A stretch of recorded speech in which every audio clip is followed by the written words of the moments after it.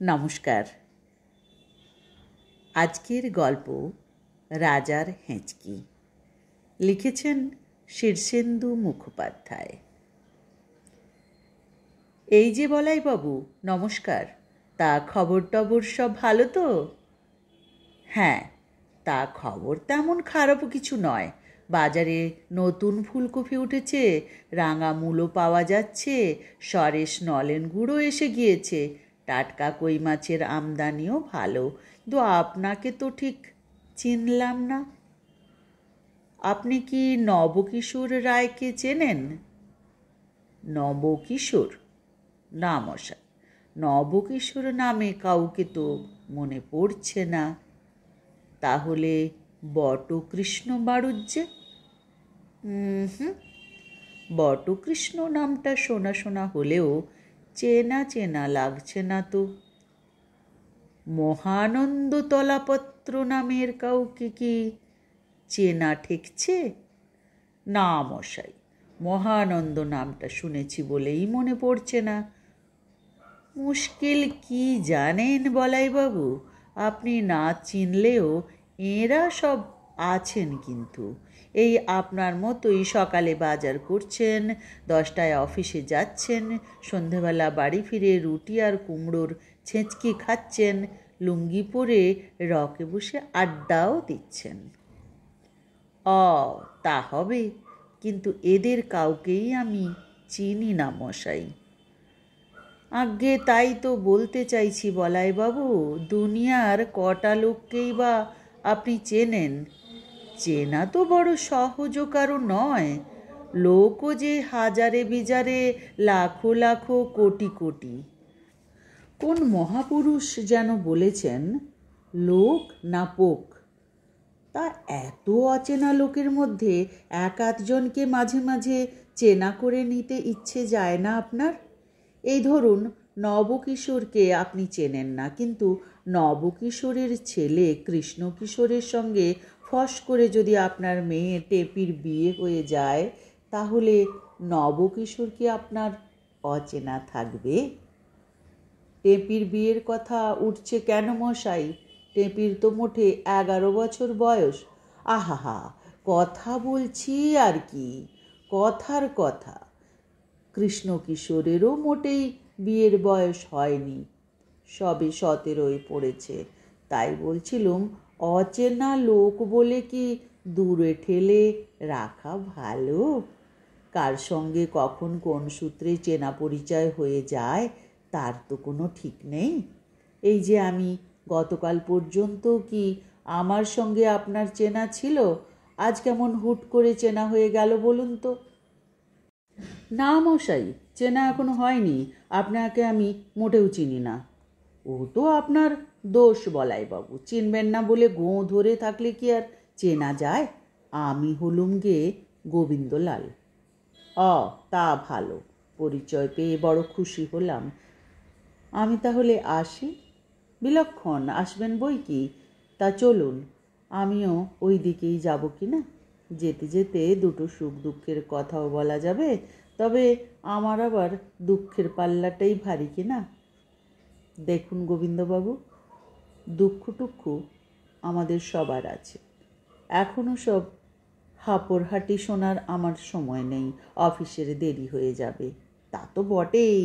তবে কি না আজ একটু দেরি হলেও তেমন ক্ষতি নেই, রোববারের অফিস তো। আজ রোববার বুঝি? একেবারেই খেয়াল ছিল না। অফিস না থাকলেও আমার অনেক কাজ আছে গোবিন্দবাবু। সে আর বলতে, রোববার তো আপনার গেঞ্জি আর আন্ডারওয়্যার কাচার দিন, এ কে না জানে। এছাড়া করালিবাবুর সঙ্গে জমিতে বেড়া দেওয়া নিয়ে বকেয়া ঝগড়াটাও মুলতুবি রয়েছে। রোববারে কিস্তির কাজিয়াটা সারতে হবে। তারপর ধরুন বেলা 11টায় লক্ষ্মীকান্তবাবুর সঙ্গে এক পাট্টি দাবা খেলা আছে। রোববারে যে আপনার দম ফেলার সময় থাকে না, এও সবাই জানে কি না।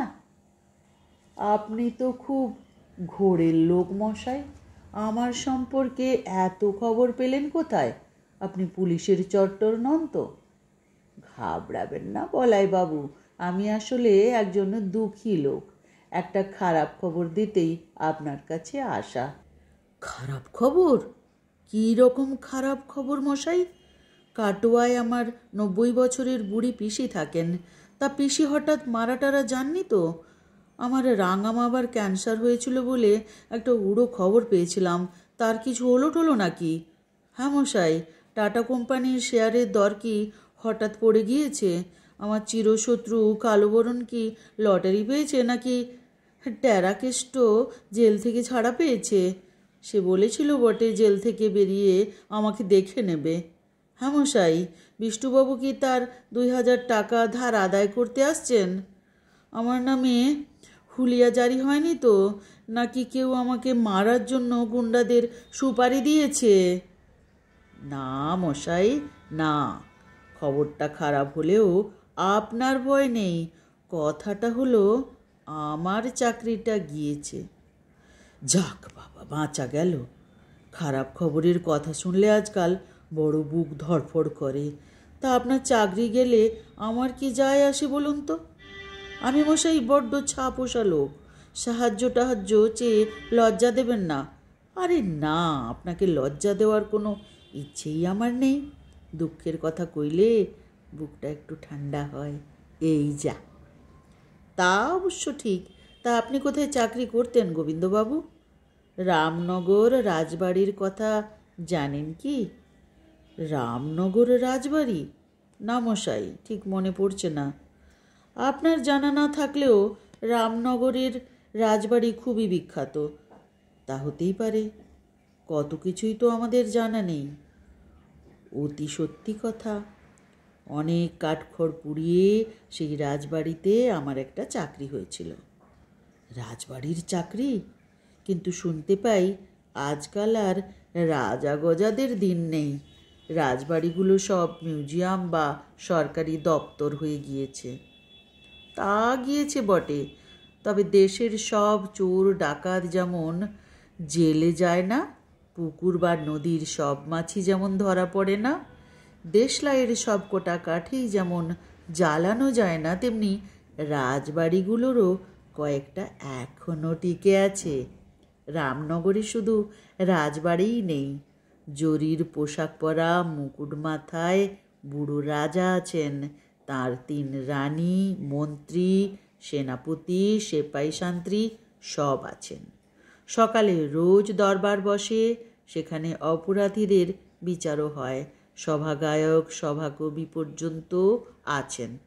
বলেন কি মশাই, এ তো আষাঢ়ে গল্প। তা সেখানে যাওয়া যায়? খুব যাওয়া যায়। রাস্তাটা একটু প্যাঁচালো, এই যা। তা আপনি সেখানে কি চাকরি করতেন গোবিন্দবাবু? চাকরিটা বেশ গুরুতর ছিল মশাই। সকালে শয্যা ত্যাগের পর থেকে রাতের শয্যা গ্রহণ পর্যন্ত রাজামশাই কবার কাশলেন, কবার হাঁচি দিলেন, কবার হাই বা ঢেকুর তুললেন এবং কটা দীর্ঘ নিঃশ্বাস ফেললেন তার হিসেব রাখা।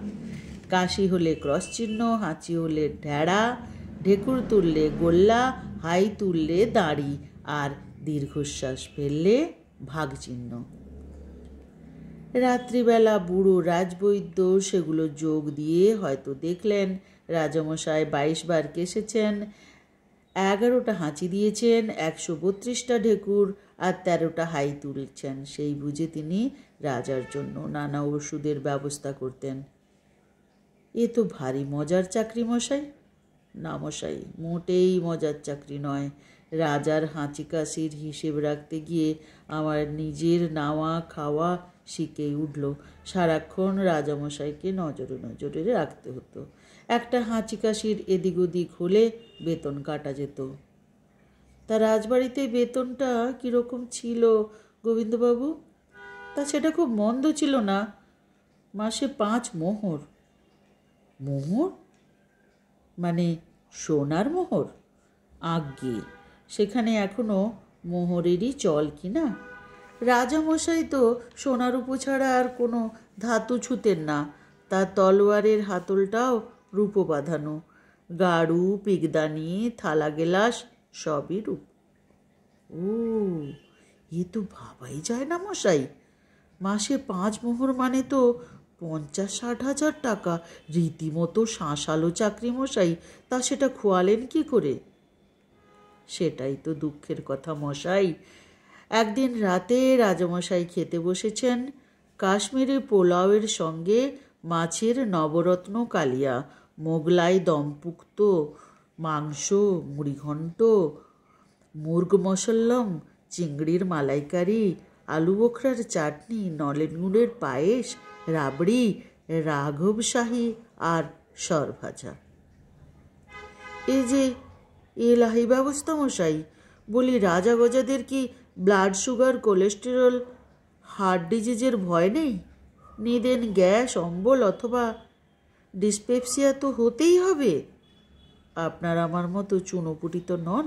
6.5 ফুট লম্বা, ইয়া বুকের ছাতি, পেল্লায় ভুঁড়ি, থামের মতো পা, মুগুরের মতো হাত।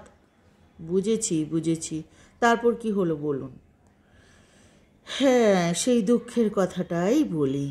মাংস চিবোতে গিয়ে রাজামশাইয়ের একটা লঙ্কা মুখের ভেতর চলে গেছিল।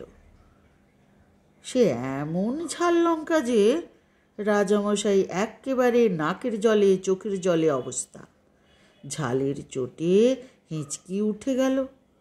আর সে কি হেঁচকি মশাই! হেঁচকির চোটে দম বন্ধ হয়ে যাওয়ার জোগাড়। রাজবৈদ্য ছুটে এলেন, মন্ত্রী এলেন, সেনাপতি এলেন, বিদূষক এলেন। ঘটি ঘটি জল খাওয়ানো হলো, নানা মুষ্টিযোগ প্রয়োগ করা হলো। বিদূষক নানা রসিকতা করলেন, কিছুতেই কিছু হলো না।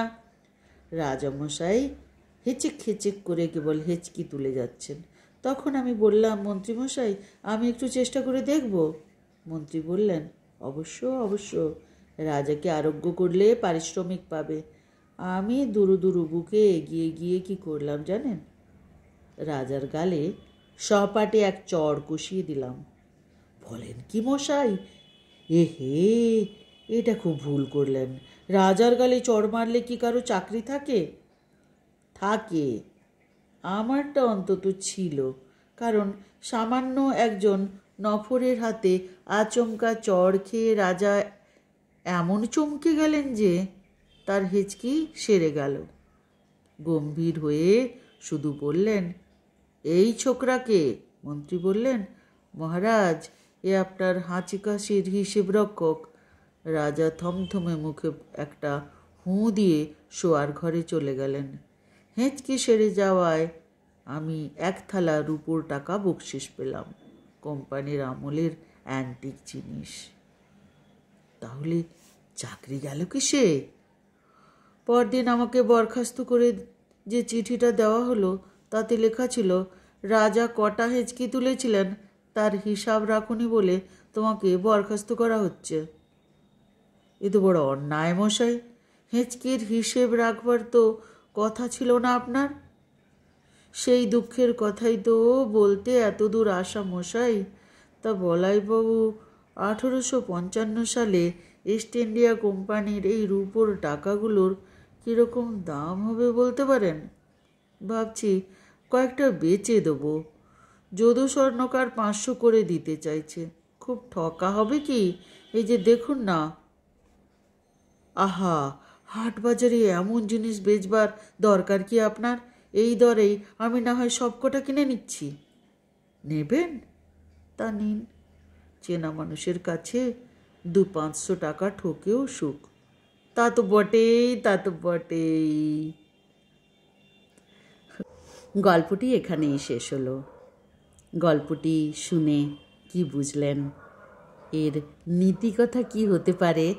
আপনাদের কাছে আমার এটাই একটা প্রশ্ন। লিখে জানাবেন অবশ্যই কমেন্টের মাধ্যমে। ভালো থাকবেন। আসছি পরের ভিডিওতে।